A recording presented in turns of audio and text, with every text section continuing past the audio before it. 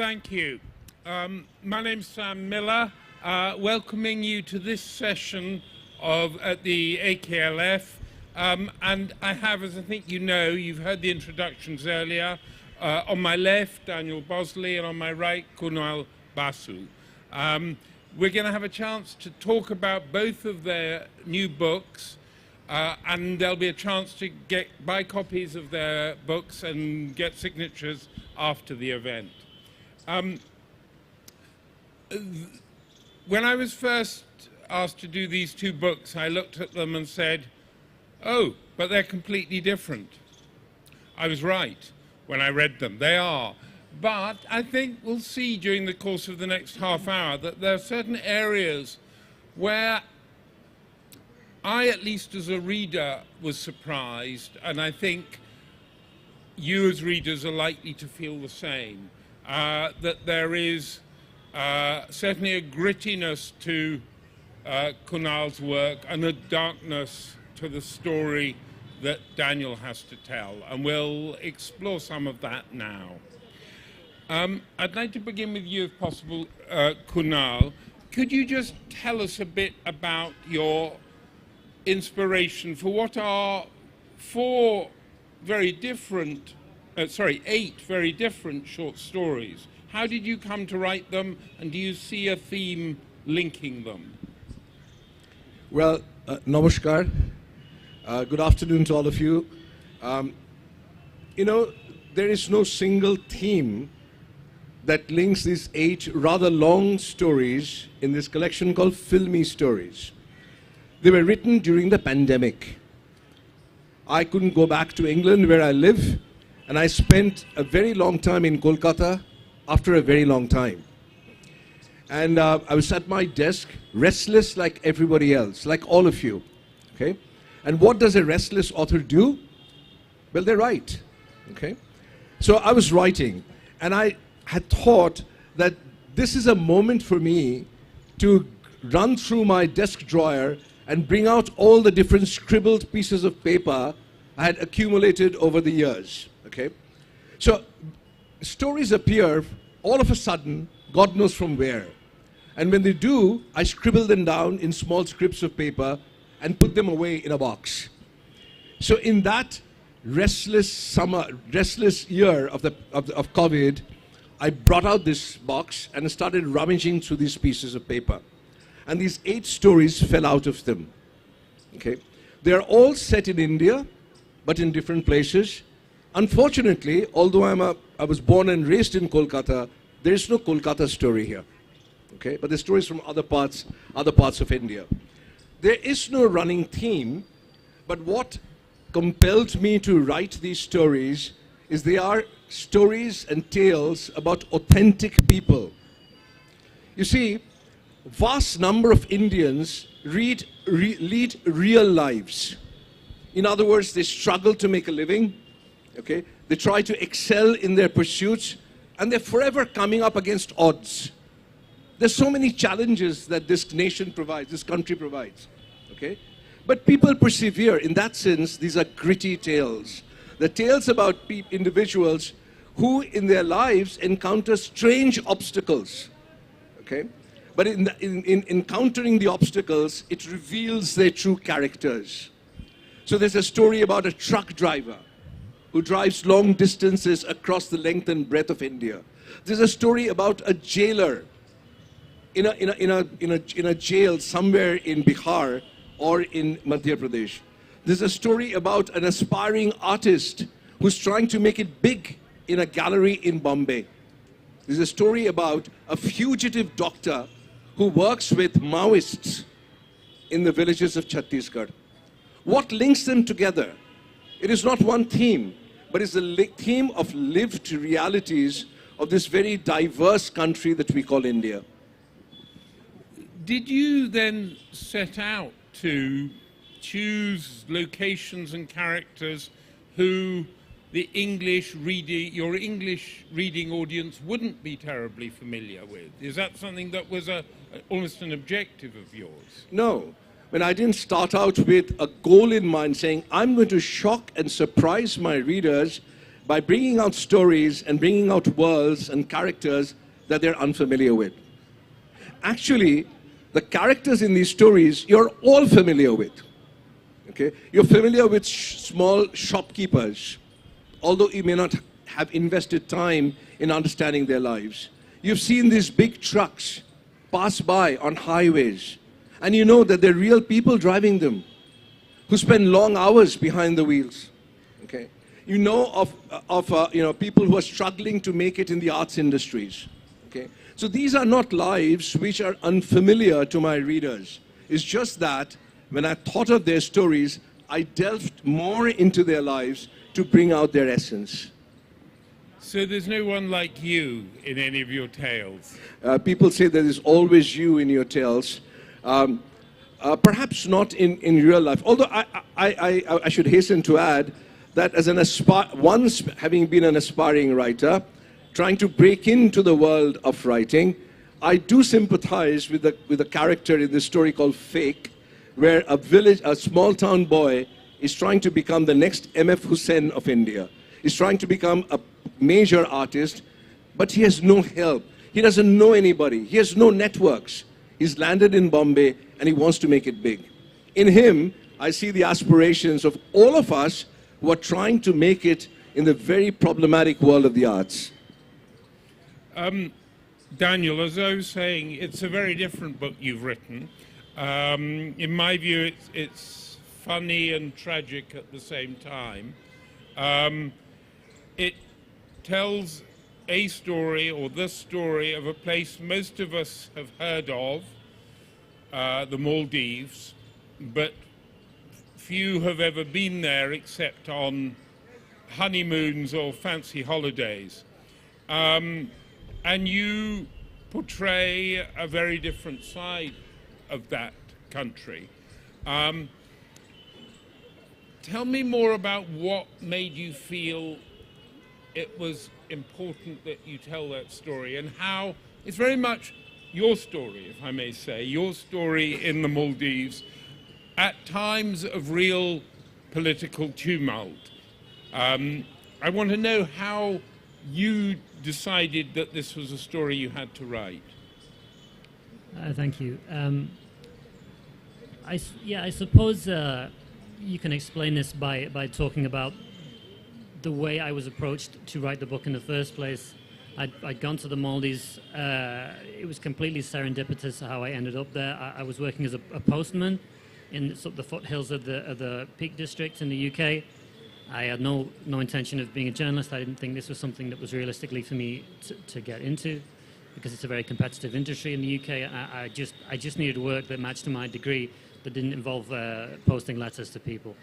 So yeah, I found myself in the Maldives shortly after an internship in London, and then very soon I was editing a newspaper in the capital, Male, and there was many unpleasant things, and I saw many things that people don't know about when they think about the Maldives. They think about these resorts, they think about this sort of halo holiday destination, and after I'd seen enough of that, I found myself getting married out there.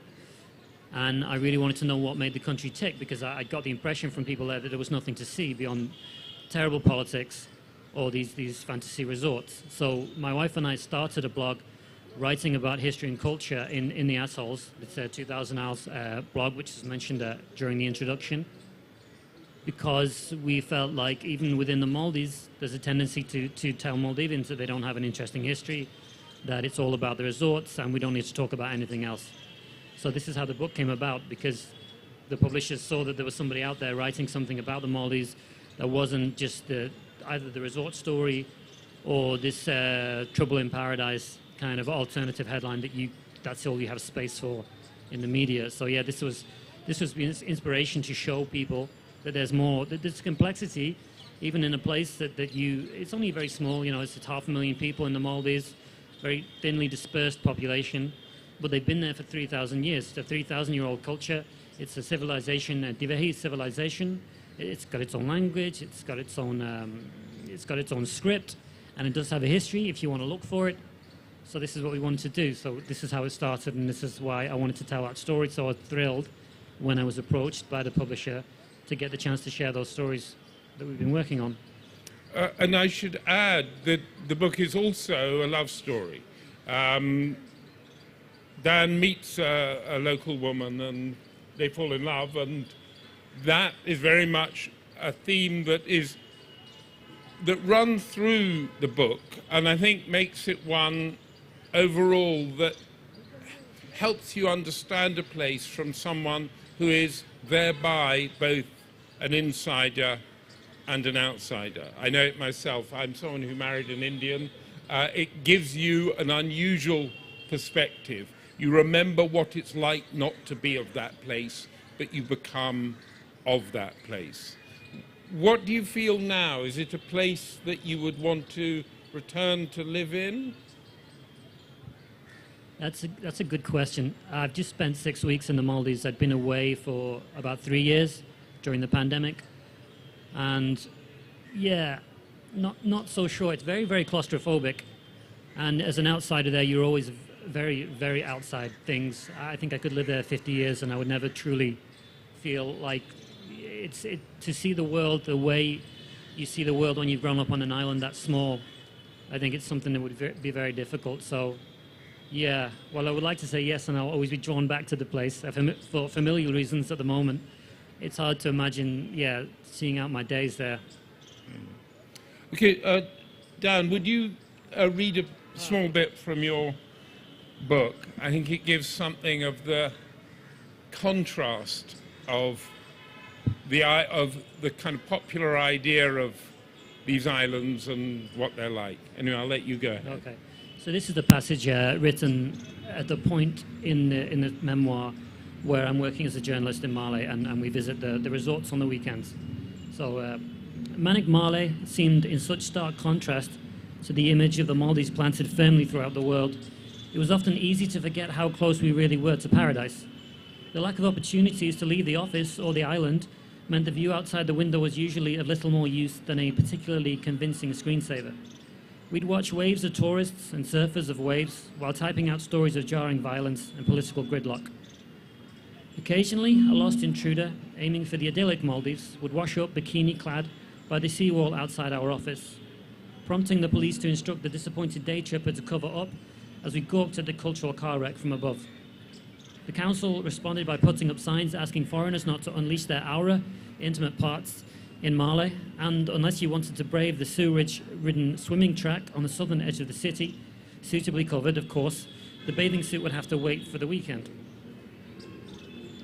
It was then that Male's motley crew of expats, teachers, travel writers, tour operators, and us, would head off the island for snorkeling, safari boats, and picnics. Our favourite trip was to Olahale, a half-finished resort project at the top of the atoll, a desert island, a dozen expats, a fridge full of beer, 3 tubes of Pringles, and some phosphorescent plankton. Why overcomplicate things? More often, on our sole day off, we'd struggle to make the early morning boat, leaving us with no alternative but to the airport bar, the Hulule Island Hotel. Previous attempts at Dubai-style alcohol allowances and plans for expat bars in the capital had been shouted down by selectively pious politicians, leaving us trading cool sea breezes for the whiff of overpriced beer, cigarettes and popcorn. My standout memory of HIH are on one of my first visits, being reminded after being coaxed into dancing with a Russian girl by a stern member of staff that this is a conservative country, you know. And on one of my last trips, taking the ferry back to Male next to an inebriated Chinese gentleman who had conservatively wet himself. Unsurprisingly, the boat we made sure never to miss was a Thursday night ferry trip to Kurumba Village Resort. Kurumba, which welcomed local expats at the end of each week, was my first glimpse of the Maldives the world wants to know, and I could hardly blame them. I'd never before visited a resort of any kind, if you don't include campsites in North Wales, and stepping off the boat onto the illuminated wooden jetty for the first time was like entering a fantasy land. Having travelled just 20 minutes, the resort couldn't have felt further away from the country we wrote about all week. After the hustle, fumes, and concrete realism of Male, the island took on an immediately dreamlike quality as soft shrub lights guided us down tree-lined paths of white sand, past glass-like infinity pools fed by gently babbling water features. White-robed and fleet-footed figures carried luxury liquor back and forth at the waterfront bar as we sank into cushioned wicker. We'd entered a different place altogether, We were no longer in Divehi Raja at all. This was Disney World. The resorts may be advertised as being in the Maldives. The islands may be leased from the government, and the owners, if not the operators, are usually Maldivian nationals. But there's little of Divehi descent about these places. 5 decades of spectacular success later, resorts like Karumba more closely resemble the love children of Robinson Crusoe and the hedonist philosopher Epicurus. In practice, Islamic customs regarding food, drink, dress codes, and sexual relations, strictly enforced on the inhabited islands, stop somewhere out where the azure meets the turquoise. On islands that are legally deemed uninhabited, guests are free to be uninhibited.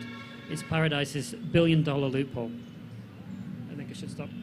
Thank you. Just one quick question on that. Is what's happening to the older lifestyle of Maldivians who are living on those outer islands near where there are the big resorts and so on? What's happened there? Well, essentially everybody's been forced to move to the capital. I mean, obviously the book eventually gets onto the climate crisis because it's kind of the glaring question about what happens with these islands in the future. The sea levels are rising. It's the lowest lying nation on the planet.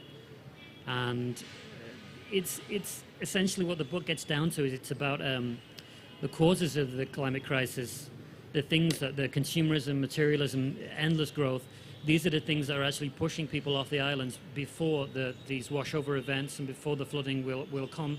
Nobody will be there because people are forced to the capital for education, for medical stuff, for jobs, and understandably people want better standards of living. But yeah, it's a real problem for this civilization. It's been there for 3,000 years because it's not clear how long it's sustainable right now.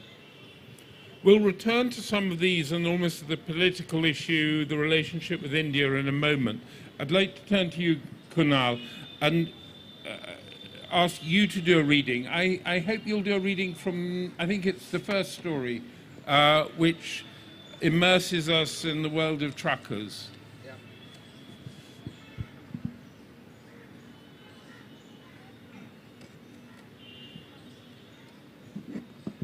Can you all hear me? Yeah? Okay. This is the opening of the first story of the book. It's called Okay Tata. Do you know of these words? Okay Tata, right? They're written on the back of trucks. Things like Bure nazar wale tera muh kala. Right? Okay Tata. So this is the opening of that story. The thought of killing someone occurred to Jaggi in his sleep. In his dream, the target appeared as clear as day, and he knew exactly what needed to be done. Once that unpleasant thought had passed, he slept soundly, as only truckers can, like babies after they had had their fill of mother's milk. Arriving at the highway eatery at dusk, Pavan, his helper, had rushed to order a super cold beer for his master and an extra sweet tea for himself, while Jaggi stretched out on a coir bed reserved for regulars. After 12 hours in the driver's cabin, his body felt like his truck, part aching, part numb. Diesel smoke choked his nose and blocked the smell of sweat. When he spoke, his voice resembling a dog's growl sent Pavan bounding to fetch ice for his not-so-cold beer. Around him, fellow truckers grunted, groaned, and spat out tobacco. A man who must have spent days on the road snored, drawing a curse or two. Only the smell of food and the nagging thought of hitting the road again with a full stomach kept them alert. Clearing his throat with tea, Pavan made a false start, trying to warm Jaggi up to a conversation. His eyes, trained to spot trespassers into the truck's blind spot, were unblinking. If you care to listen, I'll tell you something important. Something. Jaggi shook his head even before Pavan could finish. The scoundrel would beg him for his very first night drive, he thought. He'd be reminding Jaggi of the promise he'd made to him 2 years back to make him a master one day, when he joined him as helper, cleaner, tire changer, beer fetcher, the one who sang badly only to keep him awake at the wheel. You must get your eyes checked before I let you drive at night. Jaggi spoke gruffly, watching the eateries cook baked bread in the oven. Pavan had bad eyes, he was certain. They watered from the high beams of passing trucks at night. The boy might drive with his head turned away from the road and get them killed. It's not that. Pavan stopped to clear his throat again. Something serious. Jaggi raised himself on the bed and belched. It has to do with you and Chimli. Used to drivers making unexpected maneuvers on the road, Jaggi frowned and waited for the situation to unfold. It's about Raju, the welder who comes to visit her in her sister's home when you're away. She belongs to him now, I've heard people say. Maybe you know what's with your wife, or maybe you don't. Maybe you don't care. Maybe she has left you already and become his wife. His eyes didn't blink as he muttered his final words. You must know how bad something is before it's broken. Didn't you teach me that, master? The iced beer tasted warm after that. The owner got an earful because the lentil smelt of piss. Truckers looked up from their food as Jaggi stumbled out of the eatery to relieve himself in the open. Fearing the aftermath, Pavan had wisely withdrawn to the kitchen to chit-chat with the help. Only the snoring man, who'd woken up by then, made the mistake of asking Jaggi for a smoke and received a blast of indecipherable words in return.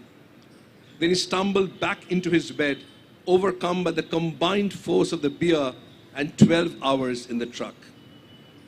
A clear night suspended the stars right above his head, and Jaggi saw the brightest of them smirking at him. It was Raju. His face was radiating the arc of a welder's torch. Like the high beam of an approaching truck, it was daring him to lower his eyes and take evasive action. Raju, the man who frequented Chimli's sister's home to be with his wife while he was on the road. The shadowy figure that prowled the huts like a beast. The thief who had robbed him while he slept on rotten beds filled up with warm beer and bad food.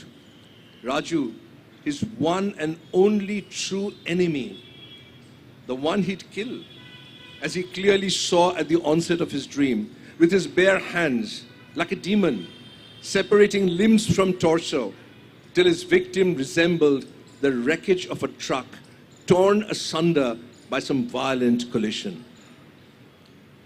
And so begins the journey of revenge for Jaggi the trucker.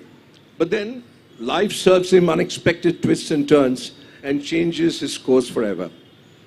And you'll have to buy the book to find out what happens to Jaggi and Raju. Tell me, particularly on that story, what kind of research did you do? Yeah, you know, again, this was written during the pandemic. I'm a late riser, okay? I write till very late and I wake up late in the morning. Right beside our house in South Kolkata, a building was being built, okay? Which means at 4 o'clock in the morning, trucks would come in. That's the only time that, the state allows trucks to come into the city, at 4 o'clock in the morning. And they would bring in marble and bricks and mortar and sand and all of that stuff. And they would unload the stuff and inevitably wake me up. And I would wake up with a curse, and I would go out into the balcony and I would peer down, gaze down at these people unloading the trucks. And gradually, my frustration, my irritation, my anger turned to curiosity. And I would see these guys who've been driving and their helpers driving, across the nation, bringing marble from Jaipur, okay, or from other places of the country, and they would be relieved reaching their destination. They would take a bath in the tube well by the pavement. They would eat a little bit, pick up the tea cellar for some tea, and they would be cracking jokes with each other. And their life really started fascinating me. And so who are these guys? I mean, we see them all the time. When you're on the roads, when you're driving, but they have a life of their own. They have a world of their own. They have a language of their own. They have their relationships, their friendships, their loves, their loyalties. Okay? And so I said, here is a story. There's a story in here. But I have to dig that story out. And as soon as the pandemic sort of started to relent and the vaccine was being administered, I went out to a place called Dankuni, which is not far from Kolkata. Do any of you know Dankuni? Not far, huh? That's where all these trucks come. And they're smaller, and then the stuff gets distributed. And I would go and I started befriending the truck drivers. Okay? And I started eating the food at the dhabas, and listening to their stories, and their gripes and their complaints against the owners and things like that. And then one of the truckers one day said, well, you're writing our story, aren't you? I said, yeah. But better make sure you don't write a story that puts people to sleep, huh? Okay? So they're very conscious of their own image. And said, we'll take you for a ride. And I started traveling with them, okay? Going places with them, sort of in a truck. And that whole world was revealed to me, And part of the excitement, for me at least, in writing these stories is that it allows me to enter into a world that I otherwise would never have entered, okay? For me, OK Tata, as well as some of the other stories, there's one about a jail. And I went and spent 2 days in a jail. I was going to ask about that. What did you do? So when I thought of this story called Jailbirds, the story, and I'll tell you in brief, the story about a jailer and his wife, recently married, and they've been given a punishment posting. They've been sent to a jail which is a God-forsaken jail, okay, falling apart, all right? And what do? They're bored. And they start playing Cupid to a pair of lovers who are in the male prison and the female prison. So 2 prisoners. These 2 prisoners are in love, and the jailer and his wife start playing Cupid to them. Okay? And it leads to hilarious situations where they break the laws and allow the 2 prisoners to meet, which is forbidden.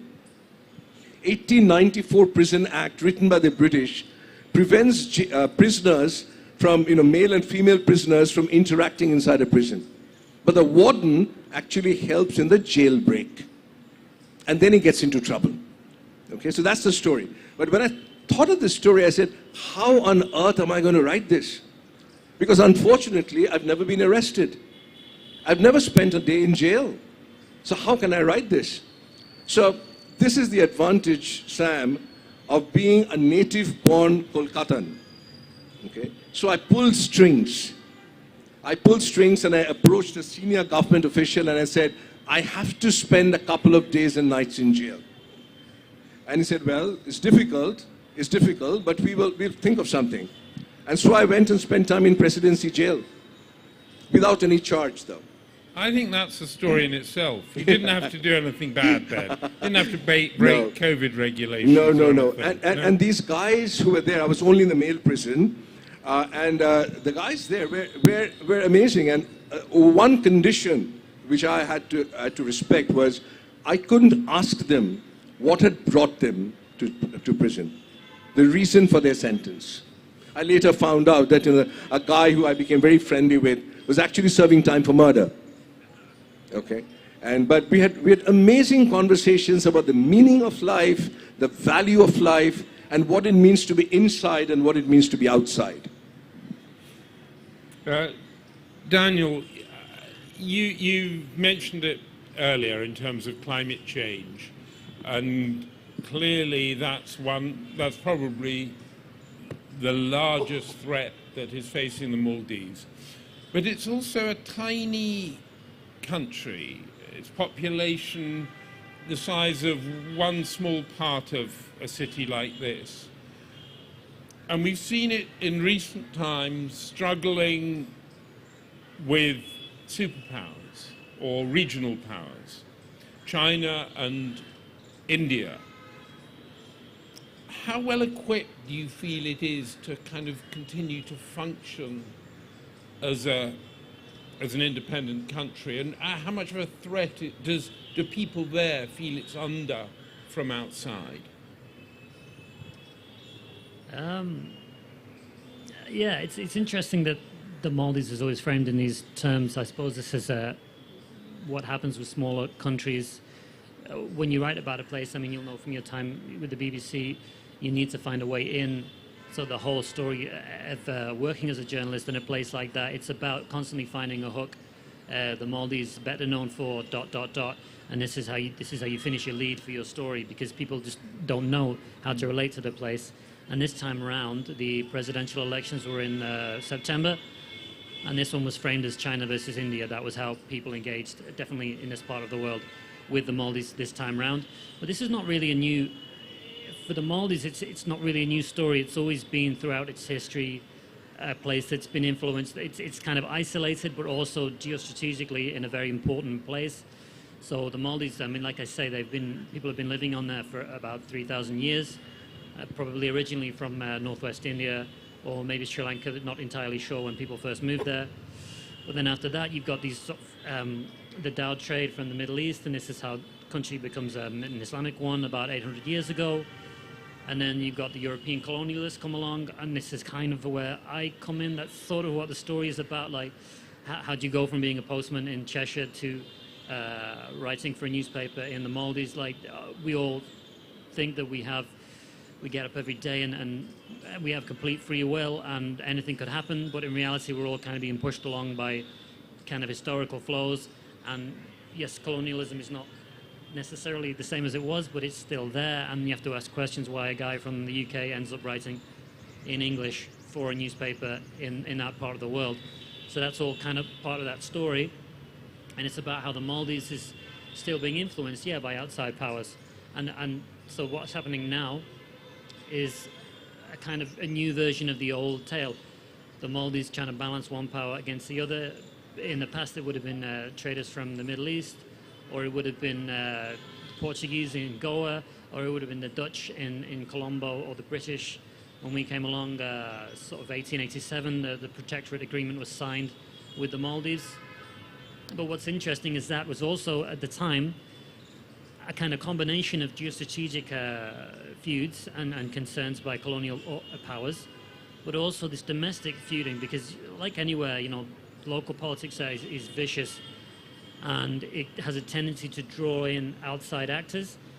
So the British, when they first when they first took up this official protectorate position, it was mainly because things were getting so crazy in Malé.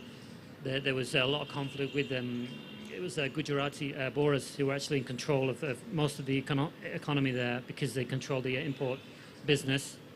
And there was so much conflict between those traders and domestic local politicians that they were setting fire to things, and the British were like, okay, we're concerned here, well, maybe we should come over and we should help out. And certain factions within the country invited them in. And you're seeing the same thing happening now with India and China. They can withstand this because, as we've seen across the Indian Ocean, China will come in where you have nations that are potentially not the best on human rights. We had this issue in Sri Lanka after the civil war. Rajapaksa didn't like being told what to do or being criticized by Commonwealth partners. So China's coming out, Chinese tourists are going everywhere, Chinese money is going everywhere. So they will happily take that and not have any questions asked. The same thing happened in the Maldives after 2012. There was a coup. Not very democratic government came in, and it didn't like being criticized by traditional aid partners. So all of a sudden, China's got an open wallet. So you get this influx of Chinese money, government changes hands, influx of Indian money, and now we're getting this back and forth. So I think the current president, President Moise, has come in talking about Maldives first. This is what he claims his policy is, which is a good idea. That was what they used to do.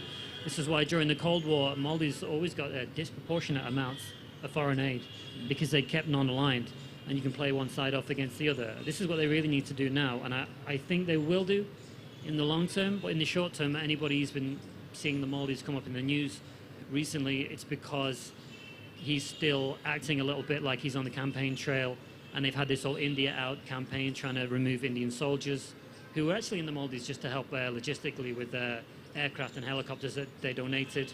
But they pushed this whole India out thing for 5 years, and now they're struggling to calm it down because they built up this real nationalist thing. So I think things should calm down, and then the Maldives should do very well, as it always has, from getting aid from China and getting aid from India, and just balancing things slightly better than they have been doing. Okay. Final question to you both before we go to the audience. Who, Dan, do you imagine for this book? Who do you want your readers to be? And did you have an idea of who as you were writing it, did you have a sense of who you were addressing in a way? Yeah, I'm glad you asked that one. This one is it's a bit sad actually, because I was given that you want to please the local audience, you want to please the people that you live around, even though Maldivans don't read massively and they don't really much care for what outsiders think about the place. So obviously PanMag, they commissioned me to write this for you guys, really, for an Indian audience, for an international audience. But in my mind, I wanted it to be something that Maldivians would appreciate and think was fair, because the country has a tendency to, as a lot of small island nations do, and former colonial nations, to be objectified by random foreign guys, by journalists and traders and colonists and just people looking for a jolly, people exploring the world. And I wanted them to feel like this was something that was fair. So yeah, I've written it for them. And I also want Maldivians to learn more about their country, because I thought it was fascinating, the history. And also, I will regret if I don't say I wanted people to learn more about the two individuals the book is dedicated to, Ahmed Rilwan and Yamin Rashid, who I worked with, two journalists who were murdered by religious extremists in 2014 and 2017. So part of the book, a lot of the book is about telling their story, because I want people everywhere to know their story, and I want Maldivians to know their story, because they've struggled to fix this problem. The people who did these murders, everybody knows who it is. There's been investigations, but these men have been released from jail, so they're out roaming the streets. This is why when I was in the Maldives recently, I couldn't really do any publicity work, because it's not really safe to talk about that stuff there. But that's my audience, people who don't know about Riz and don't know about Yamin, younger Maldivians particularly. Yeah, I want them to hear their stories. Okay. Kunal, I almost wondered from the title of the book whether among the people you'd like to be reading this filmmakers. Yeah, sure. They're people too. Unfortunately, filmmakers usually don't read a lot, but I do hope that they will, this one. But let me say just a few words why I call them filmy stories. I did not call them filmy stories simply because I wanted to pitch every story, each and every one of these stories, to be made into films. In fact, the film that was made out of my story, The Japanese Wife, I had never pitched to the filmmaker. The filmmaker, Aparna Sen, read the story and approached me. So I'm not in the business of pitching. The reason I call them filmy stories is this. You see, in my writing has always been imagery driven. And I've said this in countless interviews, that if I can't see something, I cannot write it. So I have to, in my mind's eye, see a scene. I have to see characters. I have to sense light and shade and color and form. I need to taste what, the food which is being consumed or might be consumed. I need to smell. And once I'm in the scene, then I can write about it. So my writing tends to be cinematic in that sense. So in this particular collection, I made an effort to bridge the gap between the two great siblings in the arts. The two great siblings are literature and the audiovisual medium. Of course, there's music, there's drama, there's dance, but these two siblings flirt with each other, come close to each other, draw on each other, okay? So I was trying to see, can I write in a way which is cinematic? So when you, the reader, when you read the pages, then you will visualize the scene, you can see yourself in the scene. Which is why I call them filmy stories. They're filmy in that regard.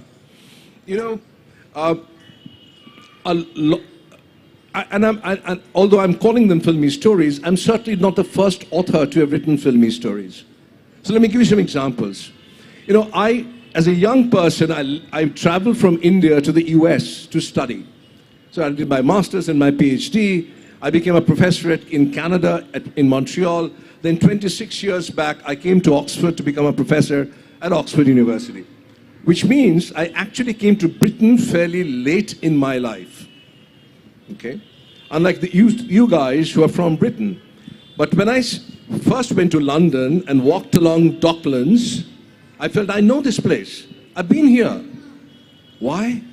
Because I'd read Dickens.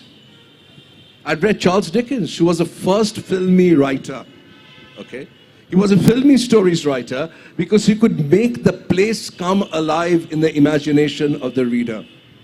And those of you who read Bangla, you would know that we've had great writers who were also cinematic writers. Bankim Chandra Chattopadhyay, Tara Shankar, Manik Bandyopadhyay, more recently Somaresh Bose. Okay. So when you read Ganga by Somaresh Bose, you feel that you are on a boat and floating down the Ganga. Okay. This is the power of cinematic writing. And the reason, and that's what I was trying to do in this collection, and which is why I called it Filmy Stories. Thank you. We've got a few minutes for questions. Is there a microphone? And any questions from the audience? Gentleman down here. I think there's a microphone coming. Yes. Hello. Yeah. Hi. This is Aditya Basu. My background lies in documentary filmmaking, and I'm in the media production space, right? So, Daniel, like you're coming from a journalism background, right? And you have vast experience in Maldives, and whatever you described seems like it could have become a very good non-fiction book, a very serious book. Is there any reason that made you actually write a fiction novel related with Maldives instead of going directly into the politics and everything with the help of a non-fiction book because some murders took place? Is there like a reason you were trying to be a little bit soft in your approach in describing what's happening in there? Yeah, I think we were just talking about this before, actually. We thought the Maldives would make a very interesting collection of short stories like Kunal's stories, because it's a way to introduce people. I think that would be something that would be very interesting in the future, yeah. I mean, some of it borders on... I remember you reminded me once talking to an American tourist. I was sitting on a safari boat talking to this American lady, and we got onto politics, and I told her what happened with Rilwan. And because it's such a jarring contrast with what people expect from the Maldives, I think she thought I was making it up. So she immediately switched on and started talking to me about Game of Thrones, and I was like, I just thought, wow, that's incredibly insensitive. And then I realized, okay, she thinks that what I just told her was a fantasy. Like, this does not happen here. So yeah, I think the gap between reality and fantasy out there is already very small. So I think it would work very well, yeah. Maybe she doesn't want to broach the subject also, you know? Yeah, exactly, yeah. Yes, the gentleman in the front.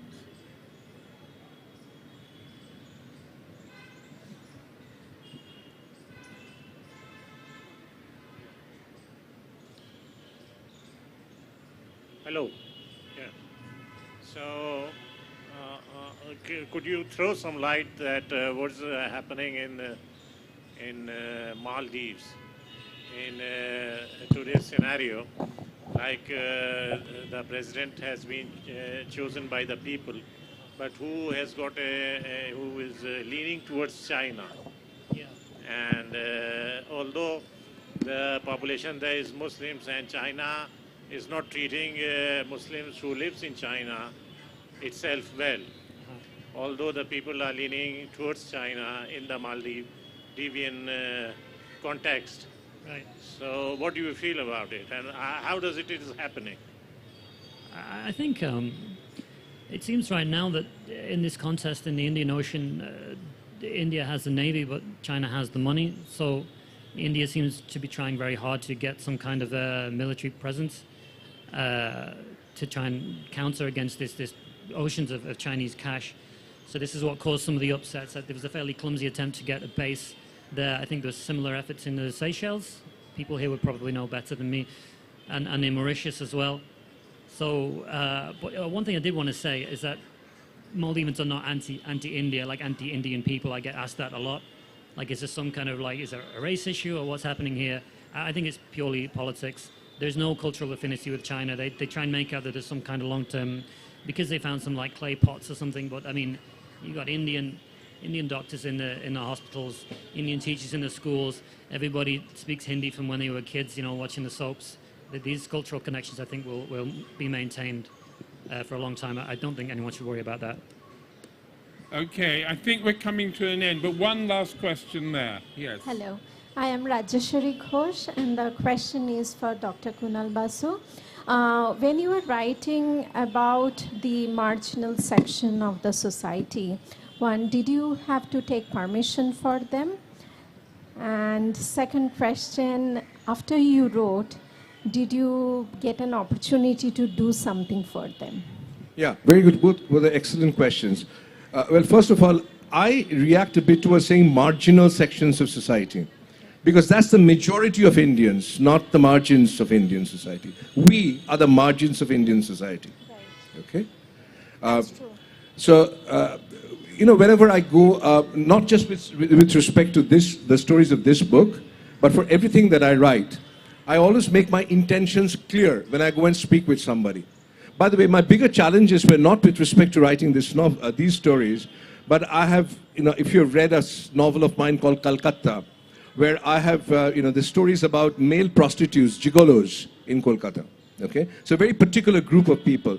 I always make my intentions clear. I says, look, this is basically what I'm writing about, and this is what I want to ask you about. Okay? If it is interview-based, OK Kolkata, OK Tata was interview-based. Okay? The rest were not. The rest of the stories were observation-based. Okay. So I would observe, like you observe, when you walk down the street, you see a shopkeeper, your mind starts to conjure and imagine stories. In that case, there's no question of seeking their permission. Okay. You don't seek permission to observe. No. Okay? You seek permission to question.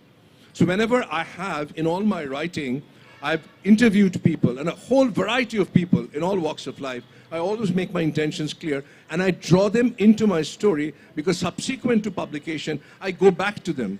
And I say, look, this is what I've written about you. Right. Okay? And I involve them also in terms of the interviewing process. Okay? So for example, if there was a truck driver I would have Sam interview him on the stage here to say how was the experience for him. Okay? And did you get an opportunity to do anything for them after you wrote the book? No, I'm an author, I'm not a social worker. Sure, Okay? of course. So, and by the way, all of these people are not socially oppressed waiting for somebody to help them. Absolutely, Okay. absolutely. They're They not. have their own beauties. They're Absolutely. not, okay? And so only when there's a particular community which requires an intervention, I would consider that. I've written a novel about trafficking, okay, which is called Tejoshini or Shabnam in Bengali, and in English called The End Game, in which case I played a more proactive role while writing the novel and subsequent to writing the novel in terms of playing a role and active engagement with respect to trafficked individuals who have been brought back. Okay? But not all stories require that. Thank you. And thank you for that question. You've opened up a whole other area of discussion. I'd like to thank you all. That's the end of the session. I think copies of the books and the authors will be ready to sign them over there. Thank you. Thanks, Sam. Cheers.